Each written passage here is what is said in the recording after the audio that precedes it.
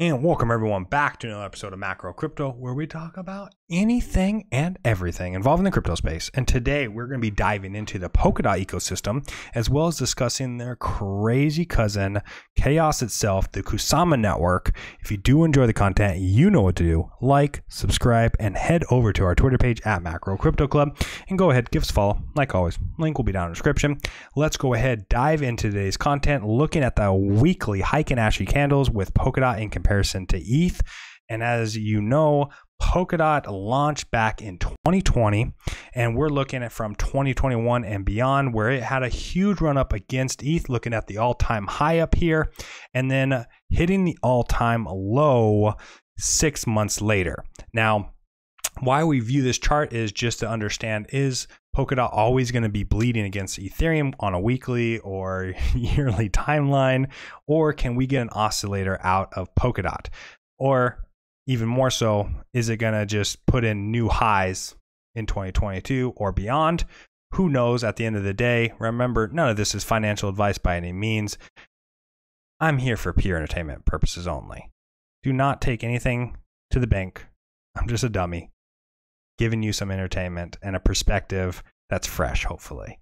So what we can expect right now, though, is at nearing the all-time low, which we've hit a couple different times for Polkadot in comparison to ETH.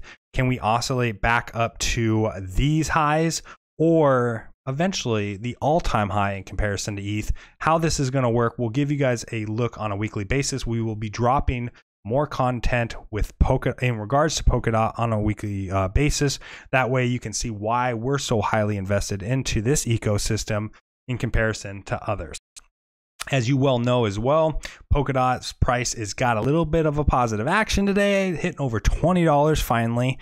And talking about our top big plays, we do have our main portfolio is built out through Ethereum and Bitcoin. Over 80% of our portfolio is allocated to those two assets, but 6% of our portfolio is also then allocated to Polkadot. If basically we think that the king of smart contracts is Ethereum. Now, in comparison, all other smart contract platforms are trying to make a play into that market and taking a little bit of piece of the pie. So those players would be Binance Smart Chain, Cardano, Solana, Avalanche, Terra Luna, and Polkadot. Like we mentioned earlier, we think Polkadot at this point is going to rule them all for 2022. Just a prediction. Don't listen to me. Now, as we head over to reason why we are such a big Polkadot believer at the end of the day, is because they have the developers. If you see from this chart, this was from Electric Capital. This was done back in December of 2021. Ethereum rules them all, outpaces everyone in regards to total developers within their project. As you can see right here, they currently almost hit 4,000 back in December of this past year. Second in all ecosystems is Polkadot, being the only other chain that has over 1,000 developers working on their project. Developers equals innovation, which equals potentially more money for investors. That's my thinking on it. And also, of course, decentralization is a huge factor within anything of my investments. But when we follow the devs, we'll throw a link for our video that we've had for investment tips at the end of this video. So if you want to check that out, it goes in a little further depth on Electric Capital and this presentation in general. But did want to throw out that Polkadot is sitting in second for the most developers within their ecosystem. That's some bullish news for you. Going into depth a little bit on what Polkadot is, especially if you're new to the space, it is a powering of the Polkadot network. The DOT token serves three distinct purposes. That's governance over the network, staking, and bonding. Governance, Polkadot token holders have a complete control over the protocol. All privileges, which on other platforms are exclusive to miners, will be given to the relay chain participant. That means DOT holders. DOT is for Polkadot. It's the native token, DOT, including managing exceptional events such as protocol upgrades and fixes. Now, with staking, is the game theory incentivizes token holders to behave in honest ways. Good actors are rewarded by this mechanism, whilst bad actors will lose their stake in the network. This ensures the network stays secure. And lastly, bonding. New parachains are added by bonding tokens. Outdated or non-useful parachains are removed by removing bonded tokens. This is a form of proof of stake. Also, again, so we'll go into the bonding, how their parachain works a little bit later within this video. I do want to just quickly hit on that substrate is the basically what is used to build on Polkadot and Kusama. So if you want to also look a little further into their language within this ecosystem, I will also put that link in the description as well. And to kind of highlight some of their light paper, Polkadot is the next generation blockchain protocol that unites an entire network of purpose-built blockchains, allowing them to operate seamlessly together at scale. This blockchain unbounded.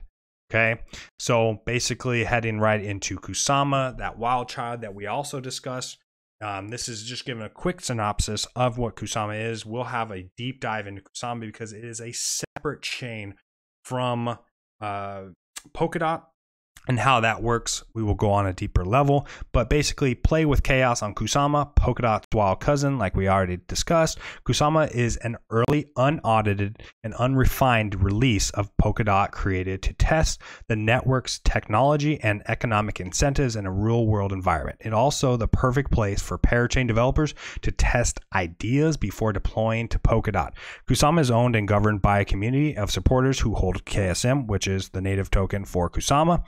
And then there is no central kill switch, meaning it will live on as an independent community network. So it's independent from Polkadot. You're able to create on the Kusama network. If everything goes well, you can then win an auction, a parachain auction onto the Polkadot ecosystem.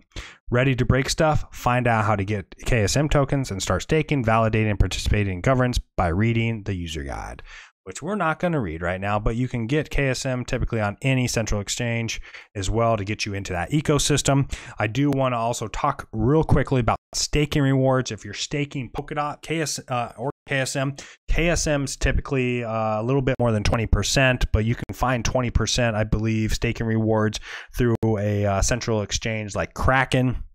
And if you won't be able to run a validator node, or if you do, you're probably not coming across this video by any means, but 1,000 validator nodes are given out to individuals who can validate the network, and then you can delegate Polkadot to those validators and get rewards. So if you're a validator node, you're getting almost near 15%. The rewards are, if you are delegating your Polkadot, at 13.98%. If this is something that you would like a little more in depth on how you can delegate, we can have a video on that. Also, if you just want to do the easy way, you can go to Kraken and then stake your Polkadot on there and get 12% reward. So that's a little idea of what percentage you're leaving on the table when you are staking on Kraken or another central exchange.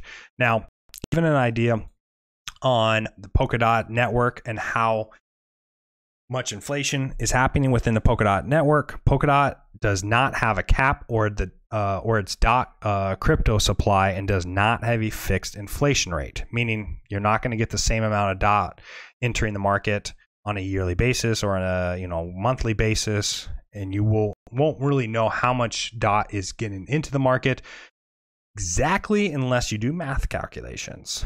But however, the inflation varies between 6 to 10%, 10% being a maximum inflation, and that means you're going to get 10% if the value or if the percentage of Polkadot in the ecosystem is locked is at 50%, is where you'll get 10%. Now, up and down from that, that's where you get between your 6 to 10% based off inflation. There were 1.1 billion DOT produced, but around 950 million DOTs are in circulation. The rest of the DOT in crypto has been burned or deleted from the network permanently. So just to understand a little bit further, currently with the amount of inflation rate is at 7.78%.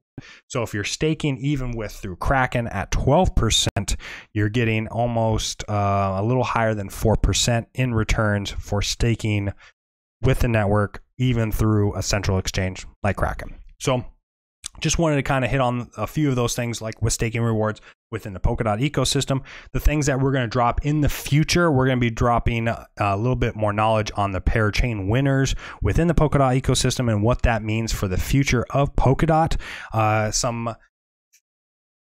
Some projects that you can expect with future videos would be Moonbeam, Acala, Parallel Finance, and then the rest down that list as well. And then some of the auction winners recently: Infinity, Composable Finance, Centrifuge, big player. Everyone seems to love a little bit of Centrifuge, so I'm sure we'll have a video on that as well. And the same thing happens with Kusama, is you need to win Parachain auctions in order to develop on that chain. So I hope you enjoyed today's content. It's a quick rundown of the Polkadot ecosystem. You can expect more on a weekly basis for Polkadot, for the simple reason it's the second best project within the smart contract platforms, in my opinion. If you think otherwise, prove me different down in the comment section. Till next time, everyone. Peace.